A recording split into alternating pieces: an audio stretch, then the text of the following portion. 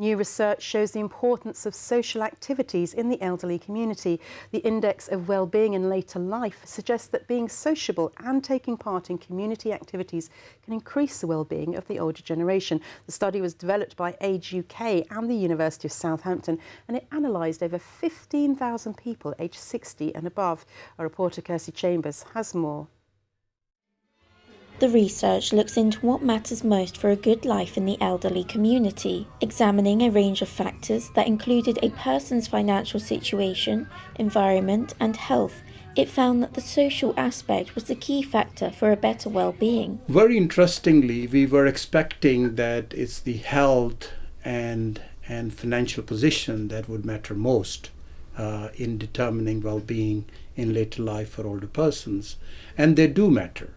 But we found that what matters most is people's engagement in cultural and social activities.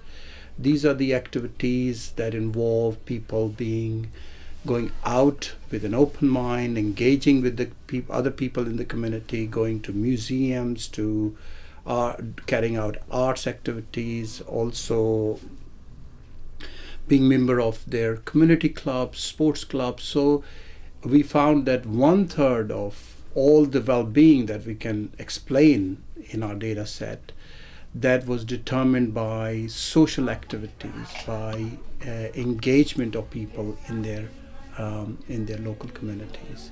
From the findings, it can be explored that the social and physical involvements within care homes can greatly affect a resident's overall happiness. From this study, we can draw a strong conclusion that social engagement, activities that make people engage with other people in the community, in the neighborhood where they're living, that increases their well-being. So one could draw from that finding that those care homes which are helping older persons to be more engaged in the communities around their care homes, in the other cultural activities, they will do a much better job in taking care of older persons.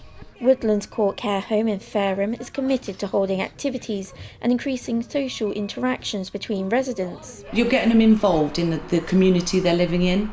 Otherwise you'll find out they will just sit there and get bored and withdraw in themselves. So by doing activities, you're getting them to bring themselves out and interact with the other residents and the staff really well. A person's social network is also a key factor that affects an individual's mood. What we found is that the relational capital, by which we mean that those people who have strong relations with people around them, they have warm friendships, they live in a neighborhood where there are people who interact with them. These are the sort of attributes that enhance people's well-being, more so than just looking at health and financial security. By just taking the time to speak to their residents and taking part in a few games, the staff at Woodlands Court have noticed a drastic improvement in some of their residents' well-being. We had one resident that came to us just over a year ago, and they did tell us that she wouldn't probably get out of bed or do anything because she'd never done anything but lay in bed. And with us all giving her a lot of time and of attention, we now get her out every day and she joins in with the activities. And so it's really brought her, out of herself now, so she does really well. Activities can include playing with a balloon or just completing a crossword puzzle, but they can greatly affect a person's mood. There is also the suggestion that how sociable you are as a child can affect your well-being in later life. I think being active when you're younger, yes, is really important because they come to us quite fit as well, a lot of them.